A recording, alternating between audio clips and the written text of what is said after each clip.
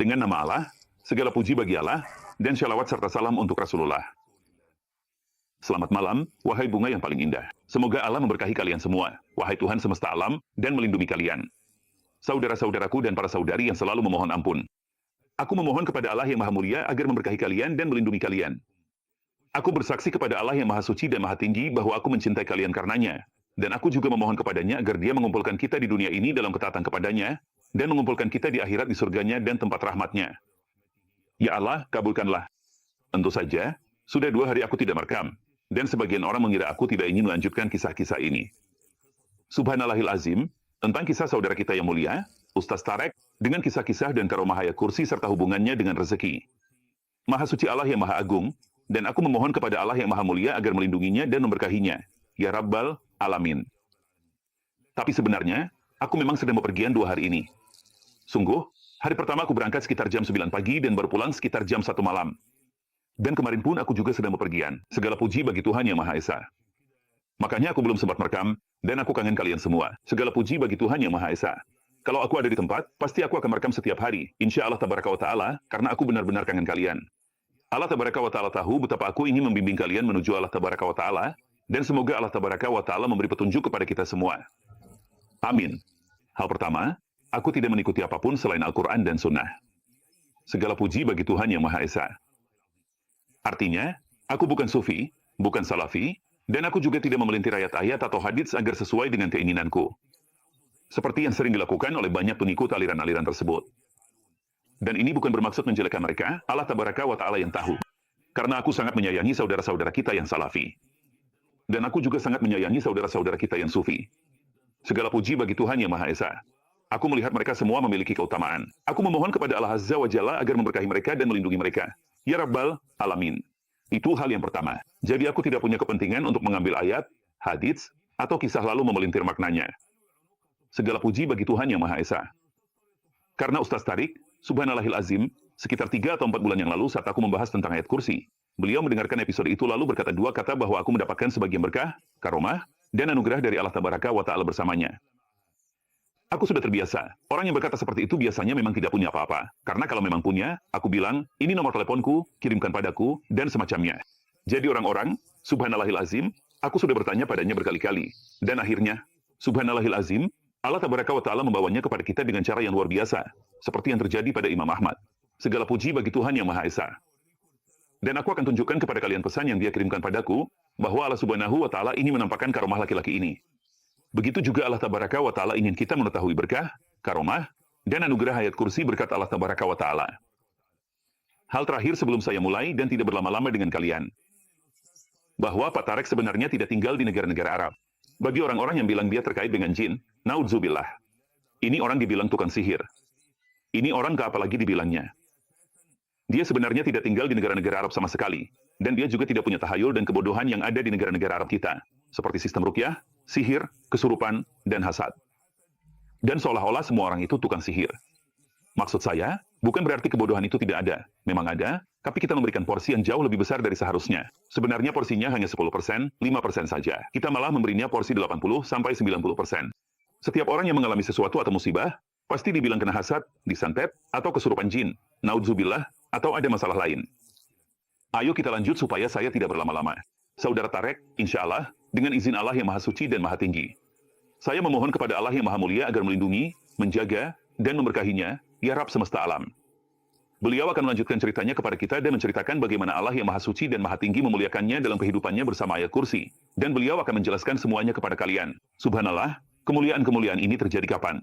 Bagaimana? Setelah berapa lama? Dan apa niatnya saat itu? Karena saya mendengar komentar-komentar yang, jujur saja, merendahkan saya dan juga beliau. Dan saya ingin mengatakan kepada yang memberikan komentar seperti itu, kamu sebenarnya tidak sedang merendahkan saya ataupun dia, karena saya jujur. Allah yang Maha Suci dan Maha Tinggi mengetahui apa yang ada di dalam hati saya, dan saya tidak punya kepentingan apapun. Dan beliau, insya Allah, adalah salah satu wali Allah yang saleh. Jadi, siapapun yang memberikan komentar buruk atau mengucapkan kata-kata tidak baik, ketahuilah bahwa kamu melihat orang lain dengan cara pandang dirimu sendiri. La haula wa la quwata illa billah.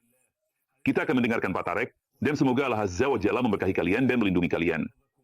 Beliau akan menceritakan kisahnya tentang rezeki secara lengkap, insya Allah Tabaraka wa Ta'ala.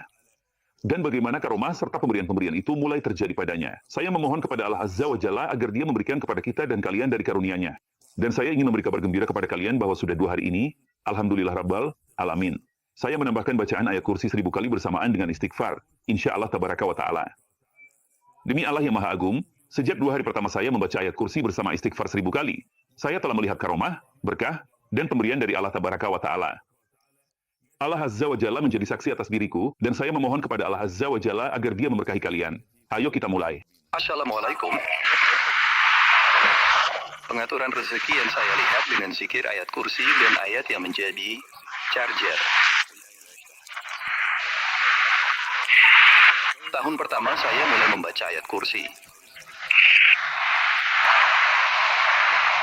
Kondisi keuangan waktu itu hampir normal. Seperti yang kebanyakan, kalau kerja dapat uang, kalau tidak kerja ya tidak dapat. Tidak ada uang dan tidak ada penghasilan. Waktu itu saya masih muda, jadi masalah ini bagi saya tidak terlalu berat. Belum ada tanggung jawab, dan hidup waktu itu sederhana dan indah. Subhanallah, saya memutuskan sesuatu. Nanti insya Allah akan saya ceritakan alasannya. Itu cerita yang benar-benar berbeda. Tapi sekarang kita fokus ke topik rezeki dulu. Jadi, pada suatu hari saya memutuskan, subhanallah, untuk benar-benar rutin berzikir dan menjalankan amalan lainnya. Dan saya mulai menata hidup saya. Apalagi waktu itu saya sedang memasuki masa-masa tersebut. Pada tahun pertama itu, saya sedang menjalani proyek pernikahan. Saya bilang, sudah, saya akan menikah dan mulai benar-benar rutin berzikir dan sholat, seperti itu. Segala puji bagi Tuhan Yang Maha Esa. Saya mulai dengan zikir ayat itu, dan ketika saya mulai, saya melakukannya sebanyak 313 kali, tepatnya. Saya juga tidak tahu kenapa jumlahnya segitu. Tapi ya begitulah. Aduh, saya menganggapnya sebagai orang saleh. Dia menasihati saya dengan jumlah itu dan berkata, lihat, saudaraku, jumlah ini sudah banyak orang yang merasakan manfaatnya dan sebagainya. Padahal sebenarnya dia sendiri tidak. Maksudku, siapa yang pernah mencoba nomor ini, tapi dia sering mendengar dari teman-temannya dan para ustaz, seperti itu. Jadi saya pun mengambil nasihat atau ide itu. Saya bilang, sudahlah, serahkan saja pada Allah, mulai saja. Jadi saya mulai salat 5 waktu dan selalu berwudu. Itu hal pertama yang saya lakukan. Lalu saya mulai membaca Al-Quran tanpa. Maksudnya, misalnya 1 juz setiap hari, kadang kurang kadang lebih. Saya juga membaca syalawat kepada Nabi 100 kali. Istighfar 100 kali. Membaca ayat kursi 319 kali setelah Isya. Saya terus menjalankan hal itu selama sebulan. Saya mulai merasakan ada perbaikan dalam hidup saya. Ya, bahkan pada suasana hati saya sendiri. Tidur saya jadi lebih nyenyak. Kondisi psikologis saya juga jadi lebih nyaman. Segala urusan terasa lebih dimudahkan. Tapi saya belum melihat perubahan besar dalam hidup saya. Namun, setelah 2 bulan, subhanallah, saya merasakan ketenangan batin dari membaca ayat itu sebanyak 313 kali. Ya, saya menikah dan alhamdulillah saya bisa tenang. Allah memudahkan urusan saya dan semuanya berjalan lancar. Tapi setelah sebulan menikah atau sekitar itu, saya mengetahui bahwa saya mengalami kemandulan. Dan kemandulan ini bersifat genetik. Artinya, tidak ada penyebab lain. Tapi memang dari gen di tubuh saya tidak memproduksi sesuatu yang membuat saya bisa punya anak. Segala puji bagi Tuhan Yang Maha Esa. Istri saya memahami situasinya dan saat itu dia kuliah di universitas. Dia bilang, sekarang aku sibuk kuliah dan sebagainya, jadi kita serahkan urusan ini 1, 2, atau 3 tahun ke depan. Allah Subhanahu wa Ta'ala pasti akan memberimu jalan keluar. Setelah itu, baru kita bicarakan lagi soal ini. Jadi, untuk sekarang kita tinggalkan dulu. Kita fokus saja pada hidup kita dan serahkan semuanya kepada Allah. Hal ini membuat saya jadi lebih rajin berzikir dan berdoa kepada Allah. Dan saya pun mulai. Kami pun masuk ke 3 bulan berikutnya dengan memperbanyak zikir, terutama membaca ayat kursi. Mulai terasa sedikit lebih ringan. Saya mulai melakukan lebih banyak amalan. Puasa 1 hari. Puasa pada hari-hari putih. Puasa hari Senin. Puasa hari Kamis. Pekan. Tapi amalan-amalan itu mulai bertambah sedikit demi sedikit. Pada periode ini, rezeki mulai datang. Jadi, ini adalah 3 bulan kedua. Rezeki mulai bertambah. Dulu saya berdagang dari rumah sebisanya, lalu rezeki saya mulai bertambah. Akhirnya, usaha dagang ini membuat saya berpikir, sudah saatnya saya buka toko sendiri. Saya pun membuka toko dan tempat usaha. Setelah 3 bulan saya membuka toko. 6 bulan setelah rutin membaca ayat kursi, saya menikah. Saya membuka toko, tapi ternyata saya didiagnosis mengalami infertilitas. Ya Allah, limpahkanlah berkah kepada junjungan kami Muhammad. Di akhir tahun pertama setelah mulai membaca ayat itu dan konsisten dengan jumlah 313 kali. Tapi memang ada hari-hari tertentu. Ada hari-hari saya tidak membaca sebanyak jumlah itu, tapi tetap membaca di hari itu. Dan ada hari-hari saya duduk sendiri, misalnya saat saya merasa. Maksudnya, saat saya merasa agak sedih atau seperti itu. Jadi saya duduk melakukan zikir dalam waktu lama, misalnya membaca ayat kursi 1000 kali. Saya ingat, suatu kali di tahun itu Allah Subhanahu wa Ta'ala benar-benar membukakan jalan untuk saya. Jadi, saya memutuskan suatu hari, saya akan memanfaatkan akhir pekan ini, Jumat, Sabtu, dan Minggu, untuk membaca ayat kursi. Saya bilang pada diri sendiri, saya akan membacanya sebanyak 7.000 kali. 1.000 kali dulu, lalu 7.000 kali, lalu di hari lain saya duduk membaca 1.000 kali lagi, lalu 399 kali 2 kali di hari Sabtu. Kadang jumlahnya naik, kadang turun. Begitulah rutinitas yang saya jalani. Dan juga istighfar serta shalawat kepada Nabi sebanyak 100 kali setiap hari. Kadang-kadang saya juga malas melakukannya, kadang juga tidak. Tapi saya tetap beristighfar seperti orang lain pada umumnya. Maksudnya, setelah sholat saya membaca istighfar 10 kali, lalu 3 kali shalawat kepada Nabi di pagi hari.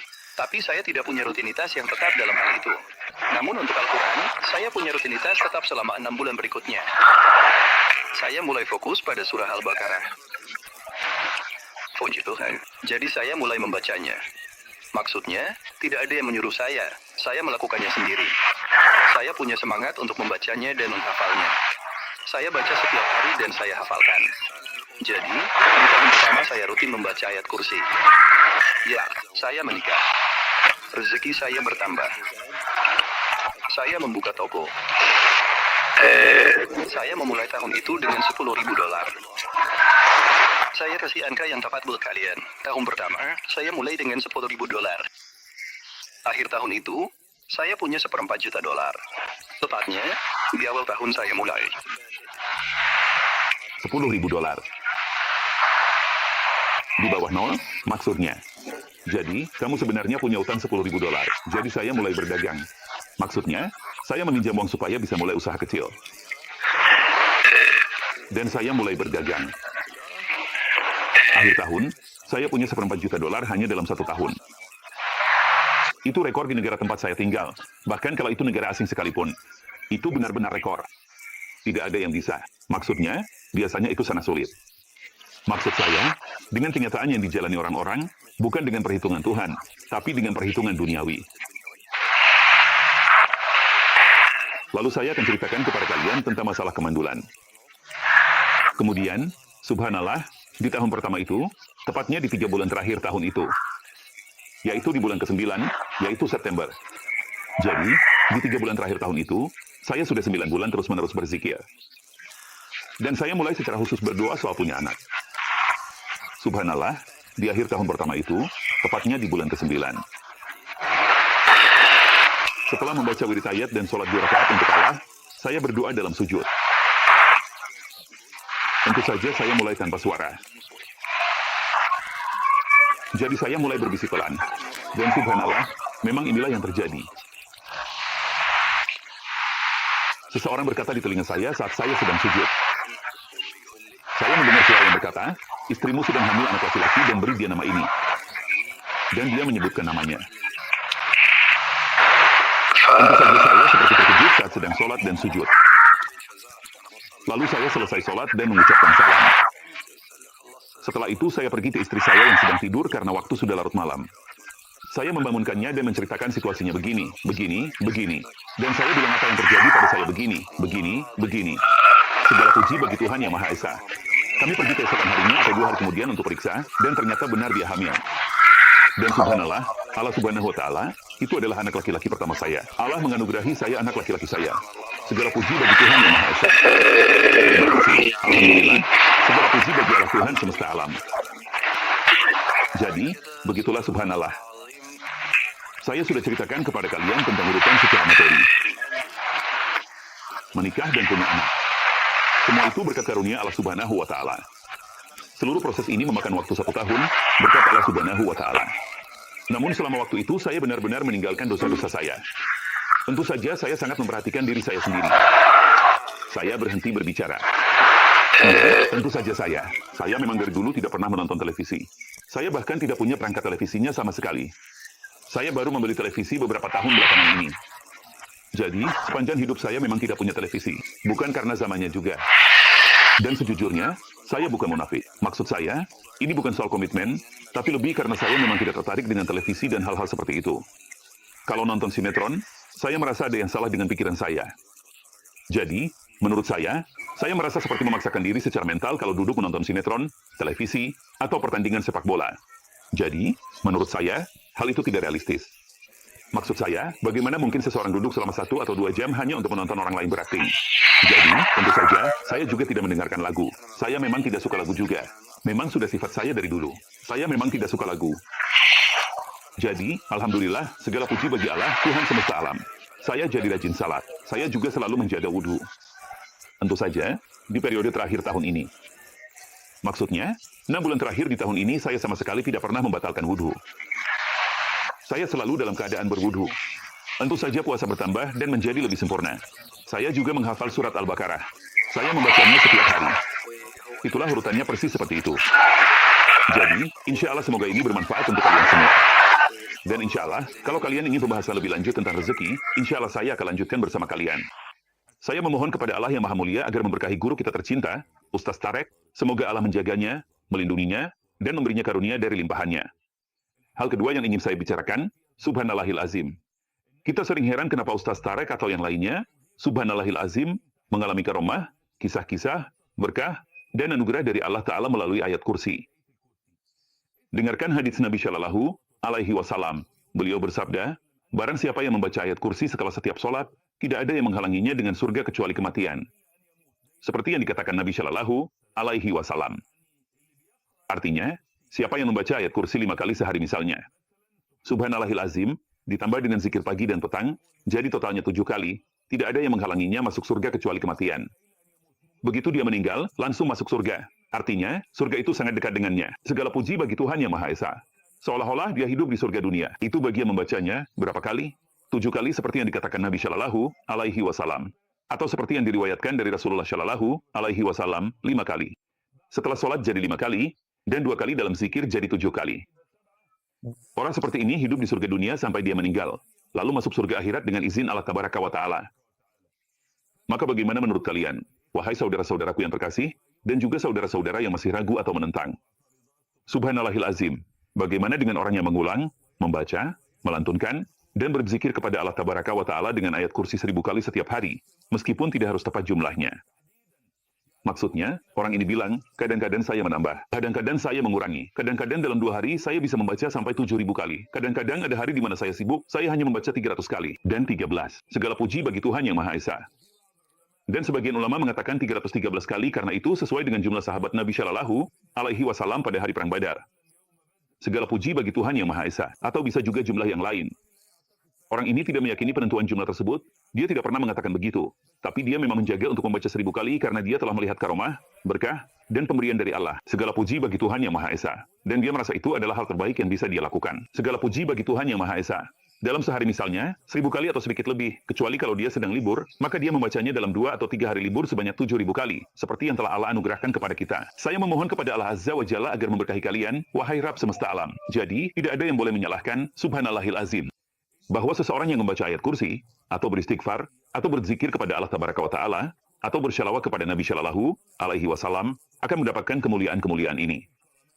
Dan pria itu berkata bahwa ketika dia mulai membaca Subhanallahil Azim atau ayat kursi, itu bukan karena mengharapkan harta, pemberian, atau hal lainnya. Dia mencintainya, maka dia membacanya. Segala puji bagi Tuhan Yang Maha Esa. Atas wasiat dari seseorang yang dia anggap sebagai orang saleh. Segala puji bagi Tuhan Yang Maha Esa. Jadi, niatnya memang bukan seperti itu, dan untuk orang-orang yang mengingkari kami. Saya membacanya, Maha Suci Tuhan Yang Maha Esa. Saya lupa di buku apa, tapi mungkin di Syiar Alaman Nubala atau di Halaqah Al-Aulia. Atau dalam kategori elit. Atau di salah satu buku Syaikh Al-Afani. Segala puji bagi Tuhan Yang Maha Esa. Dan dia memang dikenal sebagai orang yang berhaluan salafi. Subhanallahil Azim, kemuliaannya seperti ini. Salah satu tabi'in yang saleh, Subhanallahil Azim, sering mendapat banyak harta, Subhanallahil Azim. Jadi, dia biasa menginfakkan harta itu sambil berjalan begitu saja. Subhanallahil Azim, ketika dia bertemu dengan orang miskin atau fakir, dia memberinya sedekah, Subhanallahil Azim. Lalu dia pulang ke rumah dan mendapati semua harta yang telah dia infakkan, baik kepada fakir, miskin, janda, maupun yatim, kembali lagi. Atau jika dia menginfakannya untuk keluarganya, dia mendapati harta itu tetap ada di rumahnya seperti semula. Segala puji bagi Tuhan Yang Maha Esa. Lalu keponakannya mengetahui hal ini. Dia bertanya, "Wahai pamanku, engkau sering berinfak banyak dan melakukan ini dan itu." Pamannya berkata, "Aku akan memberitahumu sebuah rahasia, tapi jangan ceritakan pada siapapun." Segala puji bagi Tuhan Yang Maha Esa. Baik, jawab keponakannya. Pamannya, terjadi padaku begini, begini, begini. Dan aku kembali mendapati uang itu tetap ada di rumah atau menemukannya di tempat lain. Segala puji bagi Tuhan Yang Maha Esa, tidak berkurang atau bertambah. Dia berkata kepadanya, "Baiklah, aku akan melakukannya." Mulailah keponakannya melakukan seperti yang dilakukan pamannya. Segala puji bagi Tuhan Yang Maha Esa. Dia pun berinfak, melakukan ini dan itu. Tapi dia tidak mendapatkan apa-apa. Lalu dia mendatangi pamannya dan berkata, "Wahai paman, aku sudah melakukan seperti yang kau lakukan, tapi aku tidak mendapatkan apa-apa." Dia berkata, "Wahai anakku, aku melakukannya, Subhanallahil Azim, semata-mata mengharapkan apa yang ada di sisi Allah Tabaraka wa Ta'ala berupa pahala. Dan hal itu tidak terjadi padaku sejak hari pertama, atau tahun pertama, atau tahun kedua." Maksudnya, Subhanallahil Azim, ini adalah karunia yang Allah berikan kepadaku setelah dia mengetahui keikhlasanku kepadanya, Subhanahu wa Ta'ala. Bukan karena aku menyebutnya atau aku mengeluarkan sedekah ini begitu saja. Segala puji bagi Tuhan Yang Maha Esa. Dan dalam niatku, aku berharap ketika aku kembali, aku akan menemukannya di rumah, maka Allah memberikannya kepadaku. Sedangkan kamu, sejak hari pertama kamu sudah mencari pengganti. Segala puji bagi Tuhan Yang Maha Esa. Dan kamu akan melihat bahwa apa yang kamu keluarkan, Subhanallahil Azim, baik itu 1 pound, dirham, atau dinar, akan kembali kepadamu 10, 100, atau bahkan 1000 kali lipat. Itulah sebabnya niatmu masih tercampur, maka luruskanlah niatmu hanya untuk Allah. Allah Tabaraka wa Ta'ala akan memberimu sebagaimana Dia telah memberiku. Dan aku akan menceritakan sebuah kisah tentang diriku, insya Allah Tabaraka wa Ta'ala. Tapi sebentar, kita selesaikan dulu bersama Ustaz Tarik sebentar, dengan izin Ar-Rahman Ar-Rahim. Beliau selalu mengirimkan kepadaku kisah-kisah yang menginspirasi. Subhanallahil Azim, penuh keajaiban dan karomah dari Allah Tabaraka wa Ta'ala. Banyak diantaranya yang menunjukkan, tapi benar-benar terjadi padaku secara pribadi karena istighfar, Subhanallahil Azim, dan karena terus-menerus berzikir kepada Allah Tabaraka wa Ta'ala sepanjang hidupku. Itulah sebabnya aku mempercayai pria ini, dan cukup dengan ada kejujuran yang ada di hatinya dan di lisannya. Segala puji bagi Tuhan Yang Maha Esa. Dan cukup juga bahwa dia mengatakan bahwa Allah Subhanahu wa Ta'ala telah membawaku kepada kalian dengan cara yang luar biasa. Segala puji bagi Tuhan Yang Maha Esa. Dia tidak menceritakan kisah-kisah ini kecuali aku memohon kepada Allah Azza wa Jalla agar menjadikannya sebagai pahala di timbangan amal kebaikannya. Wahai saudara-saudaraku tercinta, biasakanlah berzikir kepada Allah, karena itu adalah ibadah terbaik di muka bumi. Segala puji bagi Tuhan Yang Maha Esa. Orang-orang yang banyak berzikir kepada Allah Tabaraka wa Ta'ala, baik laki-laki maupun perempuan, Allah telah menyiapkan bagi mereka ampunan dan pahala yang besar. Pahala ini bukan hanya di akhirat, tetapi juga di dunia. Aku memohon kepada Allah Azza wa Jalla agar menjadikan kita termasuk hamba-hambanya yang ikhlas dan tulus. Semoga shalawat Allah tercurah kepada junjungan kita Nabi Muhammad, beserta keluarga dan para sahabatnya. Kita akan bertemu lagi di episode berikutnya, insya Allah Tabaraka wa Ta'ala. Dan setelah itu lagi, bersama guru kita, Ustaz Tarek, dengan karomah, berkah, dan kisah-kisah tentang ayat kursi serta pengaruhnya terhadap rezeki, ibadah, keturunan, masalah, dan kehidupan secara umum. Semoga kalian selalu dalam kebaikan dan semoga Allah membalas kalian dengan kebaikan. Semoga kedamaian, rahmat, dan berkah Tuhan menyertai Anda.